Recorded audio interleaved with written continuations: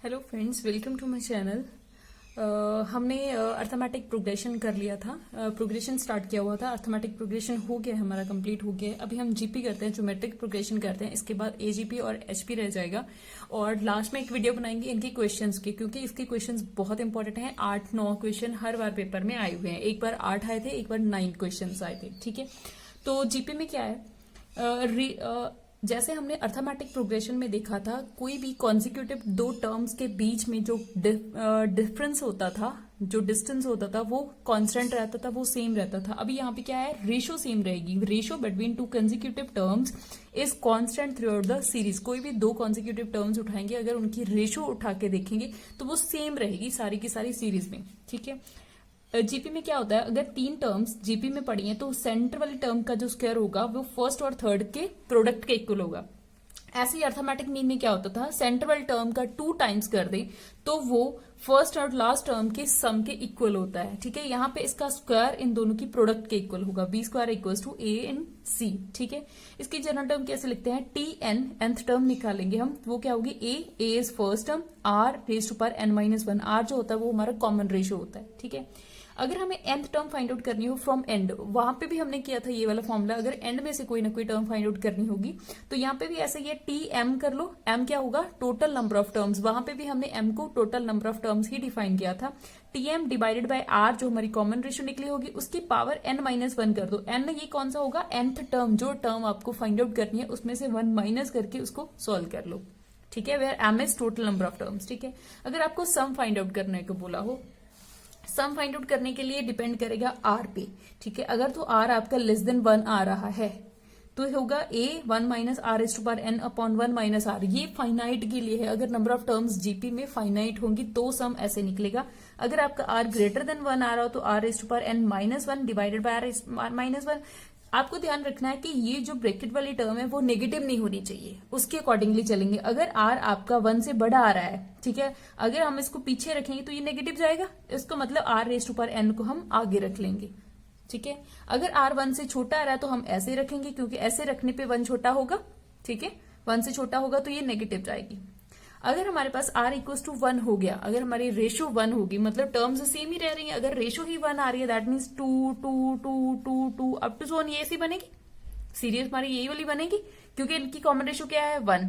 ठीक है, r हमारा 1 है, तो हम इसका सम करें। अगर इस सीरीज का सम पूछा हो तो क्या होगा, 2 कर देंगे, जितनी टाइम्स पूछा होगा इंटू n लगा देंगे, जितना n टाइम्स होगा ये, तो वैसे ही हो गया, a इंटू n हो जाएगा। ठीक है, अगर हमें इनफाइनाइट जीपी दी हुई हो और उसका सम फाइंड आउट करना हो तो sum of infinite terms, here is infinite, here is n। ठीक है, sum of infinite terms is equal to 1 by a 1 minus r, a by 1 minus r. A हमारी फर्स्ट टर्म होती है और 1 minus are, और आर जो है हमारा वो हमेशा -1 और 1 के बीच बीच में ही रहना चाहिए, मतलब -1 से 1 के बीच बीच में ही होना चाहिए। अगर आर की टर्म इससे बड़ी 1 से ग्रेटर देन हो रही है, आर से ग्रेटर हो रही है, तो इसका सम क्या हो जाएगा हमारे पास, इन्फिनिटी। अगर रेशियो ज्यादा बड़ी है 1 से तो इसका सम क्या हो जाएगा, infinity. Okay, next is geometric mean. Geometric mean between two quantities A and B कैसे लिखेंगे हम, ए जी एंड बी। अभी ये तीनों टर्म जो हैं वो आपस में एपी जीपी में पड़ी हैं, एजीपी। तो जीपी में क्या होता है, सेंटर वाली टर्म का स्क्वायर जो होता है वो फर्स्ट और लास्ट टर्म के प्रोडक्ट के इक्वल होता है। सेम सेंटर वाली term is G, here is geometric mean G square equals to A into B. ठीक है, अगर हमें ज्योमेट्रिक मीन निकालने को फाइंड आउट करने को बोला होगा तो ए इंटू बी का प्रोडक्ट कर दो या फिर उसका स्क्वायर रूट कर दो, वो हमारे पास ज्योमेट्रिक मीन बन जाएगा। ठीक है, अगर हमें n पॉजिटिव नंबर्स का ज्योमेट्रिक मीन फाइंड आउट करने, जैसे वहां पे अर्थमेटिक मीन फाइंड आउट किया था, वो सेम एवरेज जैसा था, मतलब टर्म्स को ऐड कर दो, जितनी नंबर ऑफ टर्म्स आपने ऐड की है उससे डिवाइड कर दो। यहाँ पे भी क्या होगा, जितनी भी टर्म्स आपके n अगर पॉजिटिव टर्म्स है उन सबकी प्रोडक्ट कर दो, n टर्म्स की जो भी गिवन होंगी उसकी पावर कर दो 1/n, तो वो आपको ज्योमेट्रिक मीन मिल जाएगा n टर्म्स का। ठीक है, हाँ एक बार ध्यान में रखना, अगर a और b में से कोई भी दोनों सेम साइन के होने चाहिए तो ही ज्योमेट्रिक मीन हम फाइंड आउट कर सकते हैं। ए और बी सेम साइन के होने चाहिए। अगर ये दोनों ऑपोजिट साइन के हो गए, एक पॉजिटिव हो गया और एक नेगेटिव हो गया, तो हम ज्योमेट्रिक मीन फाइंड नहीं कर सकते, तो geometric mean does not exist हो जाएगा वहां पे। बिकॉज अगर तो ये पॉजिटिव या ये नेगेटिव हो गया तो मतलब इन दोनों की प्रोडक्ट नेगेटिव जाएगी, तो किसी भी टर्म का square equals to some negative number, ये कभी पॉसिबल है? अगर किसी टर्म का हम स्क्वायर करते हैं वो हमेशा पॉजिटिव होता है, तो किसी भी टर्म का स्क्वायर नेगेटिव नहीं हो सकता, इसलिए ज्योमेट्रिक मीन एग्जिस्ट नहीं करेगा जब ये दोनों टर्म्स ऑपोजिट साइन की होंगी।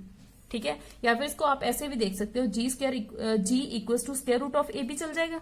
स्क्वायर रूट में नेगेटिव मतलब वो कॉम्प्लेक्स में चला जाएगा, अगर A B negative opposite sign के हुए तो स्क्वायर रूट में नेगेटिव जाएगा, वो ऑपोजिट मतलब वो कॉम्प्लेक्स में चला जाएगा। तो ये हम रियल की बात कर रहे हैं। ठीक है, तो नेगेटिव स्क्वायर रूट डिफाइन नहीं होता रियल्स में, तो इसीलिए हम जी को डिफाइन नहीं कर सकते, जी एग्जिस्ट नहीं हो सकता अगर वो ऑपोजिट साइन के होंगे ए और बी। ठीक है, नेक्स्ट इज, अगर हमें एन ज्योमेट्रिक मीन इंसर्ट करने हुए दो नंबर्स के बीच में, सपोज ए और बी दो नंबर दे दिए हमें, उनके बीच में हमें एन ज्योमेट्रिक मीन इंसर्ट करने हैं, तो कैसे करेंगे?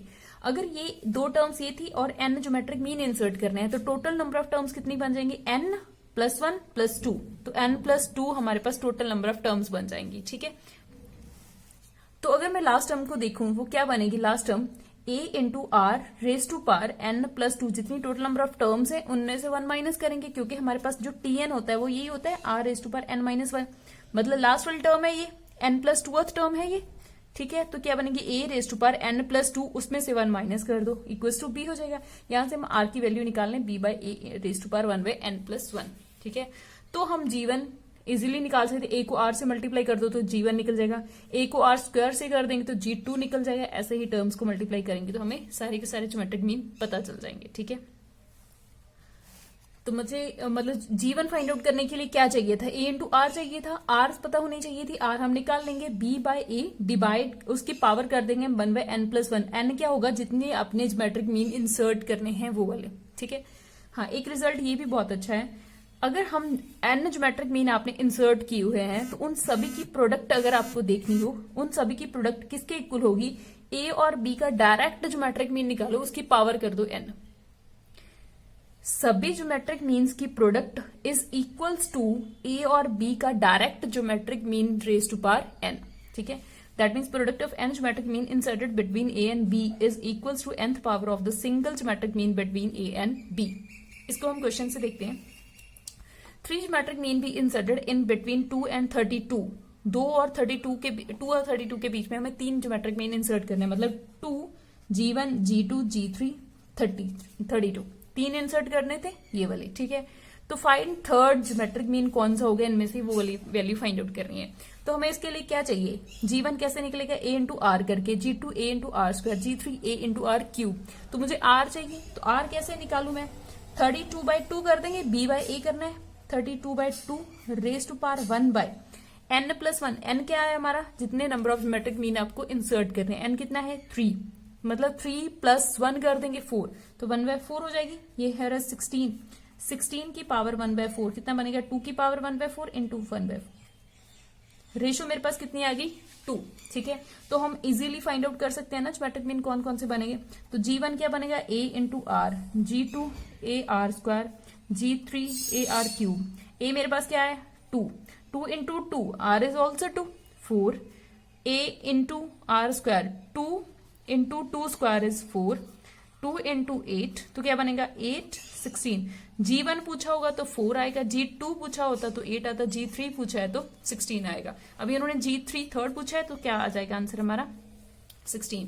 अब इसको ये वाला रिजल्ट भी देखते हैं, मतलब अगर जितने भी आपने ज्योमेट्रिक मीन इंसर्ट किए उन सभी की product is equal to single geometric mean of first and last term raise to power n। अभी हमने यहाँ पे कितने किए हैं? 3 किए हैं, मतलब 4, 8 एंड 16। इन सभी की प्रोडक्ट करनी है, 4 into 8 into 16, 2 raise to power 2, 2 raise to power 3, 2 raise to power 4, 2 raise to power 9, वो कितना होता है? 512। मतलब इन तीनों की प्रोडक्ट कितनी आ गई मेरे पास? 512, which is equal to single geometric mean निकालना है आपको 2 और 32 का। 2 और 32 का सिंगल ज्योमेट्रिक मीन कैसे निकालेंगे? इन दोनों की प्रोडक्ट का स्क्वायर रूट कर देंगे, तो जी स्क्वायर क्या निकलेगा? 64, स्क्वायर नहीं आएगा, जी इक्वल टू 8।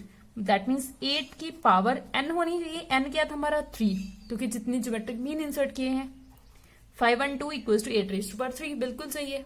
ये वाला रिजल्ट बिल्कुल सही है, ऐसे आपको पता चल जाएगा। ठीक है, अगर आपको टर्म सपोज करने को बोला होगा जीपी में ठीक है, तो कैसे करेंगे? अगर तो और टर्म सपोज करने को बोला होगा तो मिडिल टर्म को हमेशा ए रखना है और कॉमन रेशो आर लेके चलना है। मिडिल टर्म ए रखी, कॉमन रेशो अगर इधर को लिखेंगे तो ए आर, हर इज ए बाय आर।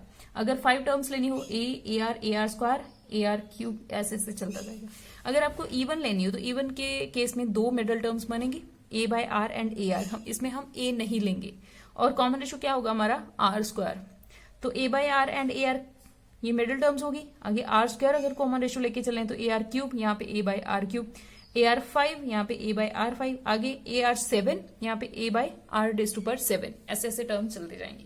ठीक है, नेक्स्ट कुछ प्रॉपर्टीज हैं।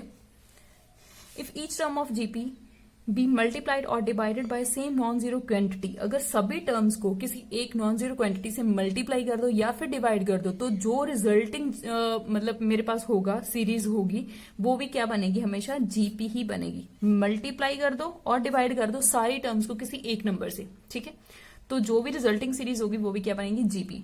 अगर each term of GP is raised to the same power then also in GP, resulting series is also in GP. मतलब अगर हमें A1 A2 कोई जीपी दी हुई है, उसकी सेम पावर कर दो, सभी टर्म्स की पावर कर दो कोई ना कोई, तो जो टर्म हमें रिजल्ट में मिलेगा वो भी क्या बनेगा? जीपी ही बनेगा।